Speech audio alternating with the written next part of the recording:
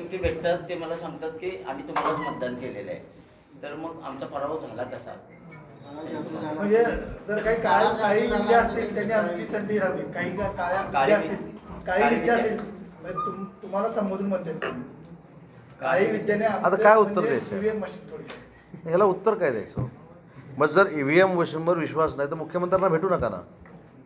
Simple आहे बघा. EVM मशीनच्या मतदानामुळे मुख्यमंत्री झाले, उपमुख्यमंत्री झाले, आम्ही निवडून आलो.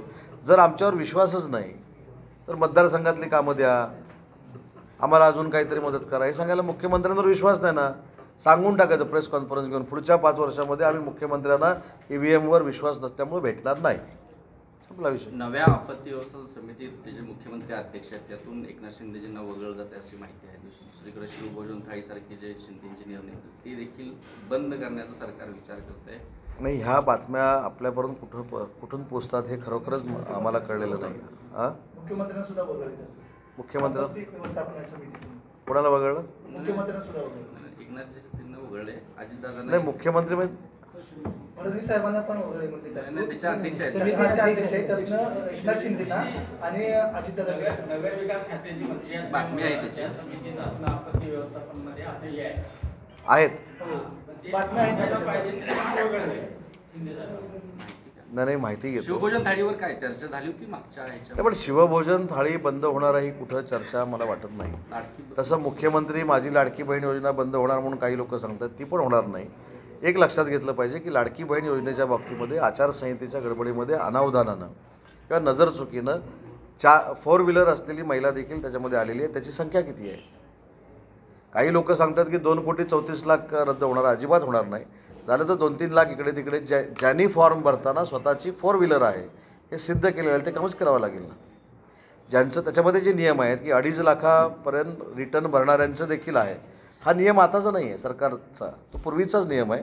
त्याच्यामध्ये निकषामध्ये जे कोण बसतील आणि बसणार नाहीत त्याच्यामध्ये 2-4 लाख इकडे तिकडे होतील. पण 2,34,00,000 बघा ते किती जोरदार बोलतात की 2,34,00,000 महिला भगिनींना याचा फटका बसणार. असं शक्य आहे का? आणि दुसरी महत्त्वाची गोष्ट आहे की ज्या योजना सुरू केलेल्या आहेत त्या विचारांती सुरू केलेल्या योजना आहेत, त्यामुळे त्याच्यावर काय परिणाम होईल असं मला वाटत नाही. मी कधी अनेक पत्रकार परिषदेमध्ये सांगतो की मला झेपणारे प्रश्न विचारा.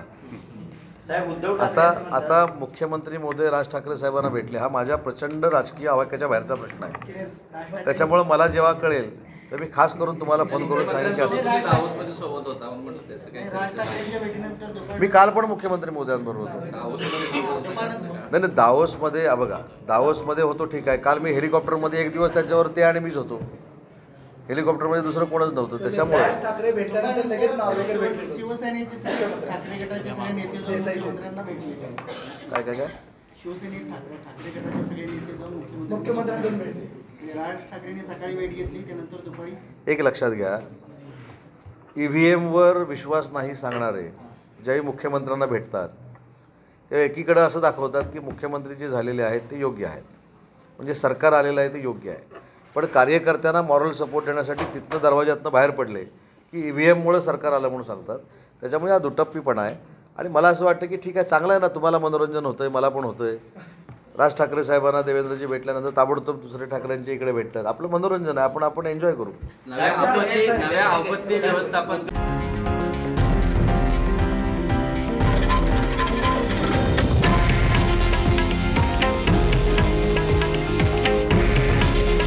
हे आहे देशातील नंबर 1 न्यूज नेटवर्क आणि आपण पाहत आहात TV9 मराठी. काळजी तुमची, हित महाराष्ट्राचं.